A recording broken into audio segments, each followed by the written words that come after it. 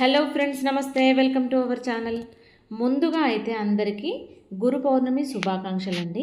మేమైతే ముందుగా ఇంట్లో అయితే పూజలన్నీ కంప్లీట్ చేసుకుని 8:30 వరకు అయితే బాబా టెంపుల్కి అయితే వచ్చామండి. ఇక్కడ అన్ని టెంట్లు కూడా వేశారు. ఇదైతే బాబా టెంపుల్ ఎంట్రన్స్ అండి. పైన సైడ్ అయితే మనకి బాబా టెంపుల్ ఉంటుంది. ఈ ఎంట్రన్స్లోనే మనకి ఇక్కడ కాలభైరవ స్వామిని అయితే ప్రతిష్ఠించారండి. ఇక్కడ కాలభైరవ స్వామిని రీసెంట్గానే ప్రతిష్ఠించారు. ఇక్కడ కాలభైరవ స్వామి వెనకాల సైడ్ అయితే మనకి శివయ్య విగ్రహం ఉందండి. ఈ టెంపుల్ వచ్చేసి మనకి ఎక్కడుందంటే రాంపల్లి చౌరస్తా నుండి కొంచెం ముందుకు వస్తే ఈస్ట్ గాంధీనగర్ రోడ్ నెంబర్ 9లో ఉంది. ఈసీఎల్లో ఉన్న వాళ్ళందరికీ కూడా ఈ టెంపుల్ తెలిసే ఉంటుంది. శివయ్య పక్కనైతే జంట నాగులు నాగమ్మ తల్లి విగ్రహాన్ని కూడా ప్రతిష్ఠించారు. ఇంతకు ముందైతే నాగ చవితికి బయటకు వెళ్ళి ఇక్కడ పూజలు చేసుకోవాలంటే కొంచెం ఇబ్బందిగా ఉండేది. కానీ ఇప్పుడైతే ఇక్కడ నాగమ్మ తల్లిని ప్రతిష్ఠించిన తర్వాత అయితే చాలా ప్రశాంతంగా అయితే పూజలు చేసుకుంటున్నాము. ఇక్కడైతే ఇప్పుడు బాబా ధుని ఉందండి.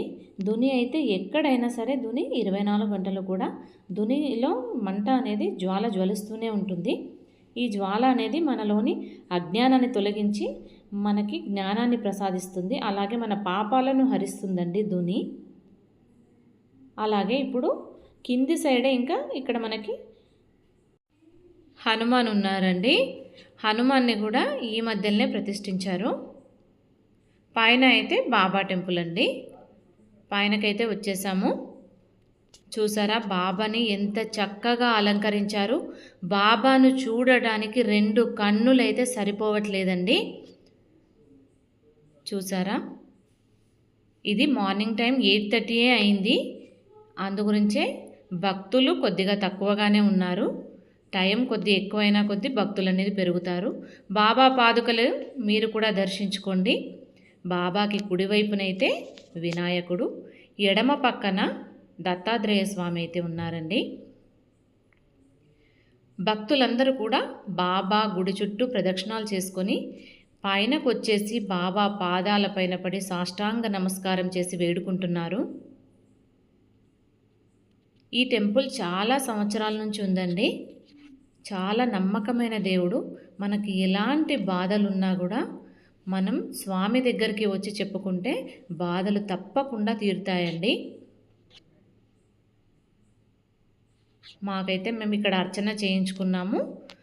పూజ అయితే చాలా చక్కగా జరిగింది. ప్రశాంతంగా చేసుకున్నామండి. ఇక్కడ మనకి చిన్న బాబా వారు ఉన్నారు కదా. చిన్న బాబా మెడలో అయితే శనగల మాలను చూసారా. శనగల మాల ప్రత్యేకంగా గురు పౌర్ణమి రోజైతే శనగల మాల వేస్తారంట. నార్మల్ డేస్లో కూడా మనం శనగల మాల వేయొచ్చు గురువారం రోజు. కాకపోతే గురు పౌర్ణమి రోజు వేస్తే గురుబలం అనేది పెరుగుతుందంటండి.